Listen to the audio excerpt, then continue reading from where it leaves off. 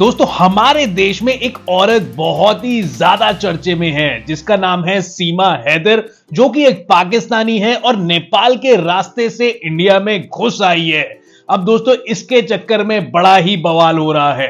तो केस को समझने से पहले ये जान लेते हैं कि ये मैडम सीमा हैदर है कौन। तो ये सीमा हैदर है कौन? सीमा गुलाम हैदर, जो कि कराची में रहती थी अपने 4 बच्चों के साथ और उनकी शादी 2014 में हुई थी गुलाम हैदर के साथ। और 2019 में गुलाम हैदर सऊदी अरब चला गया और सीमा को वहां से पैसे भेजता था।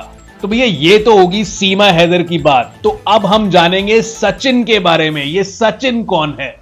सचिन और सीमा की मुलाकात कैसे हुई और सीमा इंडिया कैसे आई? सचिन मीना, जो कि ग्रेटर नोएडा में रहता था, पल्लेदारी का काम करता था और उसके फादर का नाम था नेत्र सिंह, जो कि एक प्रोविजनल स्टोर चलाते थे। अब सीमा और सचिन की कहानी कब शुरू हुई? इन दोनों की कहानी तब शुरू हुई जब ये दोनों पबजी ऑनलाइन गेम खेलते थे।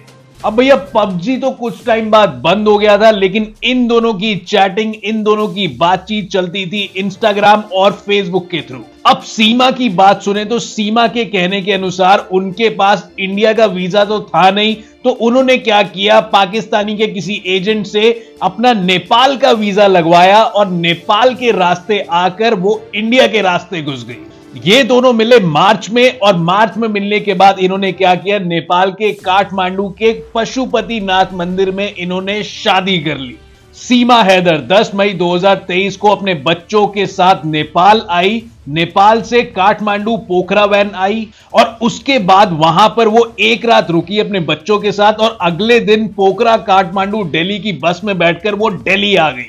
और उसके बाद 13 की रात को सीमा अपने बच्चों के साथ यमुना एक्सप्रेसवे पर फलीदा के कट पर रुकी, जहां से सचिन, सीमा और उसके बच्चों को रबुपुरा में एक किराए के घर में ले आया। और 14 जुलाई को हरियाणा की बल्लभगढ़ पुलिस ने सीमा, सचिन और सचिन के पिताजी को कस्टडी में रख लिया 14 दिन की। और उसके बाद उन दोनों के ऊपर section 120B Indian penal code 1860 यानी कि criminal conspiracy, section 34 Indian penal code 1860 यानी कि कॉमन इंटेंशन के थ्रू सेवरल पर्सन द्वारा किया गया क्राइम और section 345 of the passport act के चार्जेस लगाए गए। उसके बाद से उत्तर प्रदेश पुलिस लगातार उन लोगों से पूछताछ कर रही है। और मीडिया पे क्या चल रहा है? मीडिया पे उनके लव स्टोरी चल रही है कि किस तरह से मैडम सीमा पाकिस्तान से इंडिया आ गई प्यार के चक्कर में। दुख की बात तो यह है कि कोर्ट ने दोनों को 7 जुलाई को बेल पर छोड़ दिया और यह बहुत ही दुर्भाग्यपूर्ण बात है। और मेरे हिसाब से तो कोर्ट को एविडेंस कलेक्ट होने से पहले उन दोनों को छोड़ना नहीं चाहिए था। और अगर सीमा का बिहेवियर देखा जाए तो उसे देखकर कोई भी ये बता देगा या तो वो ट्रेन मिलिटेंट है या तो वो ISI की एजेंट है, क्योंकि वो जिस तरह से बिहेव करती है वो कोई ऑर्डिनरी लड़की तो बिल्कुल भी नहीं कर पाए। पर सब लोग ये 4 सवाल तो भूल ही गए इस लव स्टोरी को देखने के लिए। सबसे पहला सवाल, वो पाकिस्तानी औरत किस एजेंडा को लेकर इंडिया में घुस आती है? नंबर 2, क्या हर पाकिस्तानी ऐसे ही प्यार का नाम लेकर भारत में घुस सकते हैं? नंबर 3, क्या हमारे देश की पुलिस, मीडिया या लोगों को इस बात से फर्क पड़ना बंद हो गया है या वो पाकिस्तानियों को ऐसे ही भारत में घुस जाने की परमिशन दे देंगे? चौथा, क्या हम 26/11 जैसा अटैक भूल गए हैं और दोबारा से पाकिस्तानियों को मौका दे रहे हैं ये सब करने के लिए? मीडिया ने आपको एक स्टूपिड सी लव स्टोरी दिखाई जिससे कि आपके और हमारे इमोशंस के साथ खेला जा सके और इमोशंस में आकर हम ये भूल जाए कि उन्होंने सरबजीत और कुलभूषण यादव जैसे हीरोज के साथ क्या किया। दोस्तों ये कोई छोटी बात नहीं है। अगर मैं बोलूं तो मेरे हिसाब से section 3 the national security act 1980 के तहत सीमा और सचिन को इमीडिएटली कस्टडी में रखना चाहिए।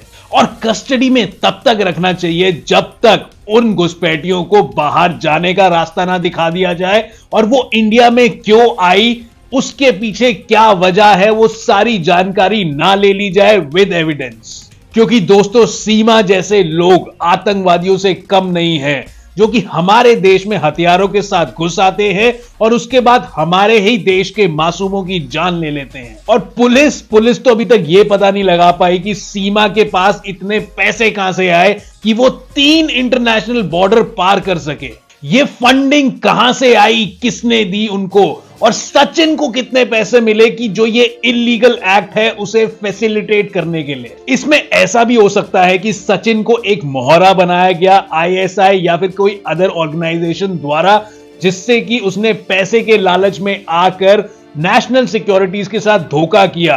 क्या पता ये वही 26/11 जैसा अटैक ही हो, और इसके आसार भी दिखने लग गए हैं। क्योंकि traffic control police of Mumbai को 12 जुलाई को एक अनआइडेंटिफाइड नंबर से कॉल आया, जिसमें कि उनको धमकी दी गई कि अगर सीमा हैदर को वापस उनके देश नहीं भेजा गया तो 26/11 जैसा अटैक इंडिया में करवा सकते हैं वो लोग। इसलिए यह बहुत जरूरी हो गया कि नेशनल सिक्योरिटी एक्ट के तहत इन दोनों को कस्टडी में लिया जाए, इनसे पूरी जांच पड़ताल की जाए और जांच पड़ताल करने के बाद ही इनको छोड़ा जाए। वैसे तो इस टॉपिक पर रोज ही नई नई न्यूज आ रही है और सीमा और सचिन मिलकर दोनों इन न्यूज का सामना भी कर रहे हैं और पब्लिक के सामने भी आ रहे हैं। लेकिन उनके पड़ोसियों की कोई अच्छी राय सुनने को नहीं मिली, क्योंकि कुछ ही दिनों में मैडम सीमा हैदर यहां के रीति रिवाज भी सीख गई। उर्दू के लफ्ज आते नहीं है, 5वीं पास है, लेकिन पबजी जैसी हाई टेक्निकल डेफिनेशन गेम भी खेल लेती है,